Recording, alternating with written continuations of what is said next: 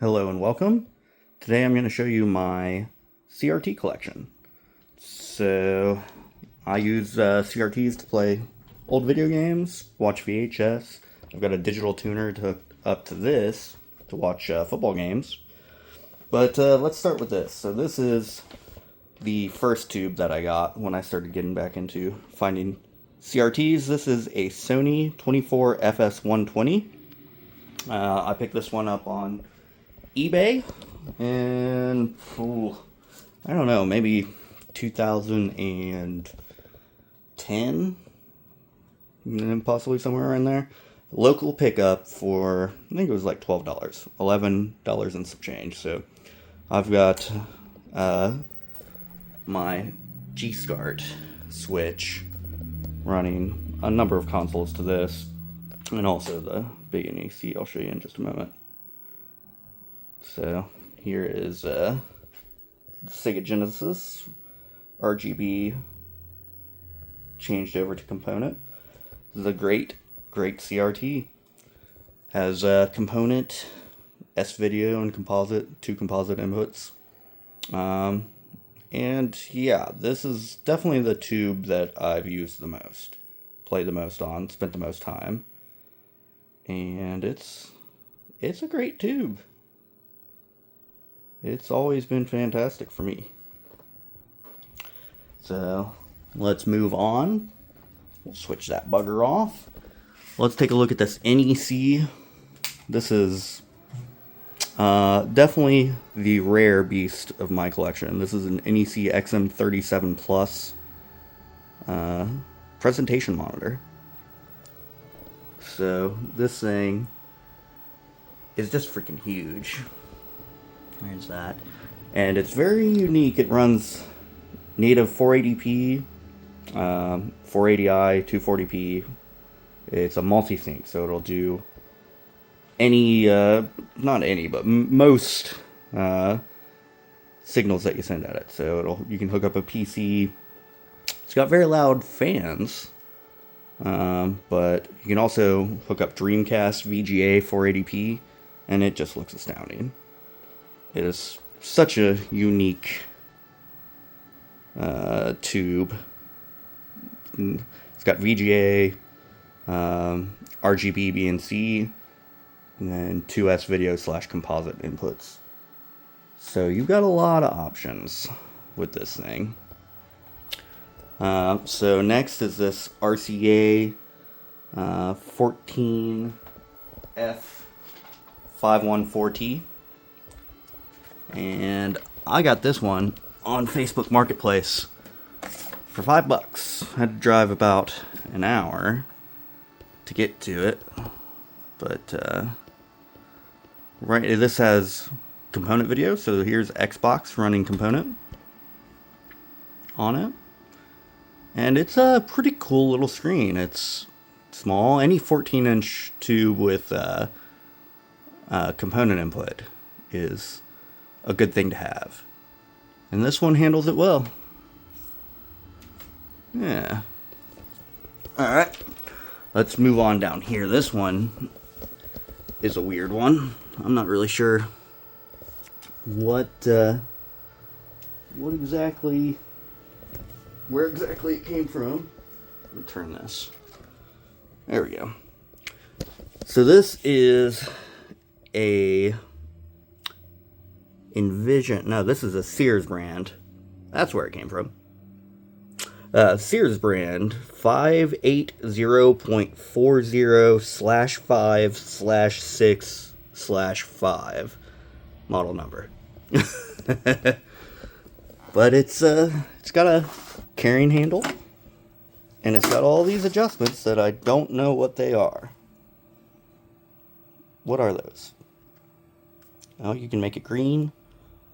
And, standard picture controls. But this thing, I don't know. It's weird. I kind of like it. I don't use it very often. I don't have it hooked up. And it's got some purity issues in the top right that I wasn't able to get rid of. Let's move over here. This is a Toshiba. This is a MD9 DM1R.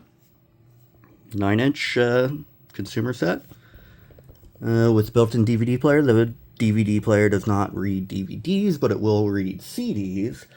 However, this one's got a fault with the audio on it. It's incredibly quiet and shrill, and only high-pitched frequencies. I think it's wired out of phase somehow, and it's coming out not very good. You have to crank it to max to get it just to a minimal volume that you can barely hear at all anyways. So, yeah, that one's kind of not something I use. It's got a great picture. It probably didn't get used very much because I think it was probably like that from the factory. So, the tube is incredibly bright. I should probably try and find another one of these with worn tube and swap them. So, next up, I've got this Hewlett-Packard P1100. The actual model number is D2846. And this one has a Sony tube in it. It's a curved Sony tube. I think it does 1600 by 1200 maximum resolution at I'm not sure what scanning hertz. But anyways, this thing is great. It's a big 19.8 inch viewable screen. So basically a 20-inch screen. This is what I use primarily for Dreamcast prior to getting that. So yeah, this thing is a beast. It's got a great picture on it, 480p. Just with any computer monitor, 480p Dreamcast is going to look fantastic. It's just the size is usually the issue. So we'll move down to this Sony monitor. This is the one that I use mostly. I'll be setting it up here in a little while with my XP machine. So this is a Sony... which one is this?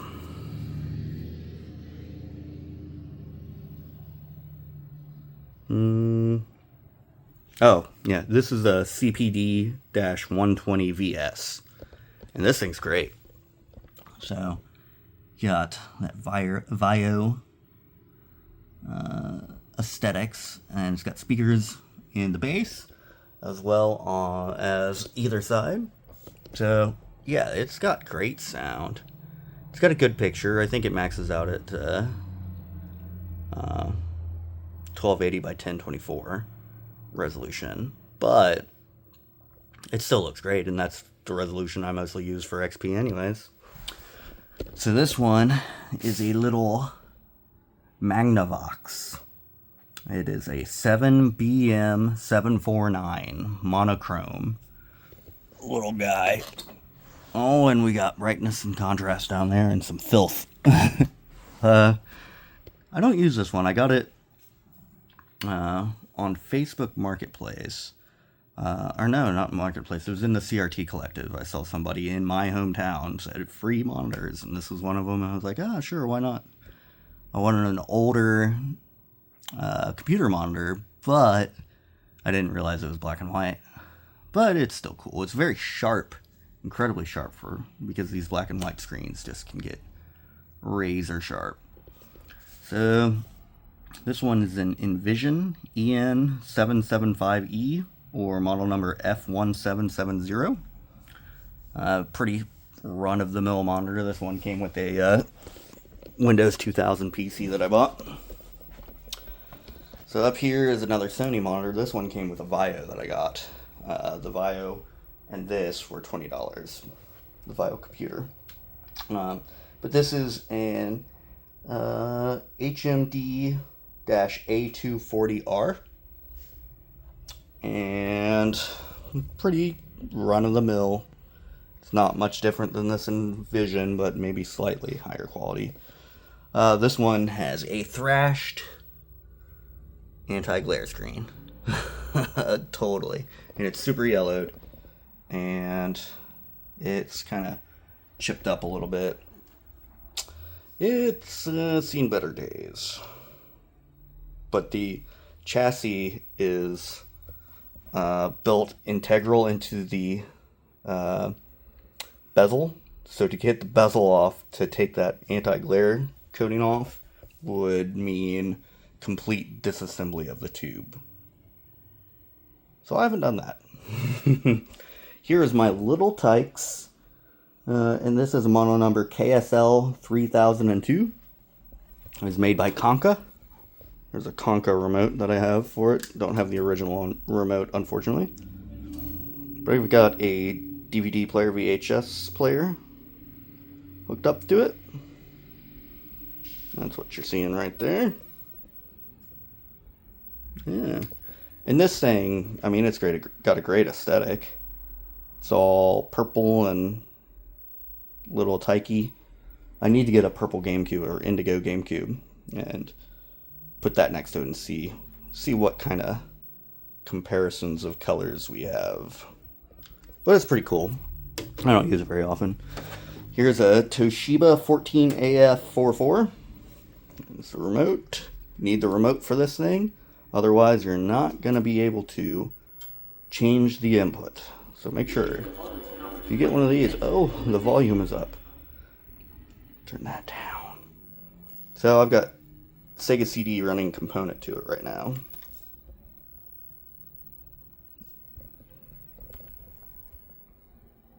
And component video on this thing looks great. I was lucky on this one. I found this one on Facebook Marketplace for $15, and it was about an hour drive each way.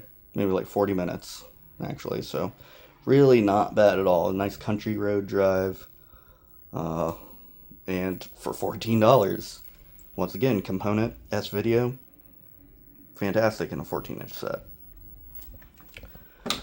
We'll move on over. This is my Sony PVM 20N6U. This thing's got a very weak tube. That's why it's running already, because it takes some time to warm up. But right now I don't really have anything but N64 hooked up to it. S-Video. It does have RGB, but all of my RGB stuff is going to the G-SCART switch and then going to these two. But anyways, it's still a pretty nice picture, all things considered. Once it warms up. S-Video N64 looks good on it. And it's a 20-inch screen, so pretty large for PVM. So let's move on up. This is my Ikegami TM9-1. And it's got S-Video and composite inputs. I got this one off Facebook Marketplace for $50, and I'm quite pleased with it.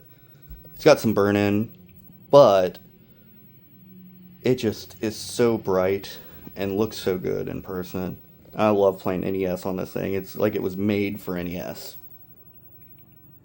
Which I've got the Famicom hooked up composite, running some Fantasy Zone, and then I've also got it running up to this KTV. We'll turn it on. This KTV is a KCT 5205 model. And this thing, it does not have a very good tube in it. It is dim and washed out and just not a pleasant thing to look at. You get these vertical lines on solid white screens especially, but you can see them everywhere. And it just looks so dingy and meh compared to this Ikegami. But, you know, it was incredibly clean. It came in the box, and the top of the box is open, so the front of it's got a little bit of dirt on it that I need to clean off. But it was, I think I paid $15 for it. And since it's so clean, I've just kept it. I set it up here and never turned it on, or unhooked it. Haven't hardly turned it on, though. If I was choosing between these two screens, I'd be choosing this one every time. Like this, there's hardly any even color in that. Contrast is maxed.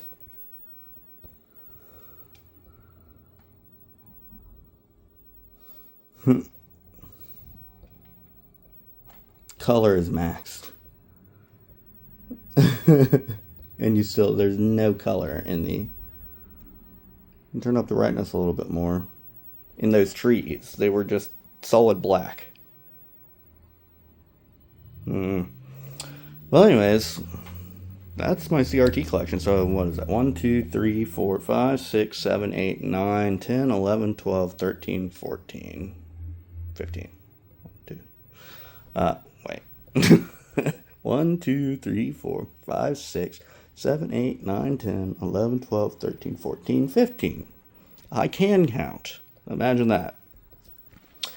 Well, yeah. Tell me what CRTs you have. I want to know what your collection consists of. Alright, thank you. Bye-bye.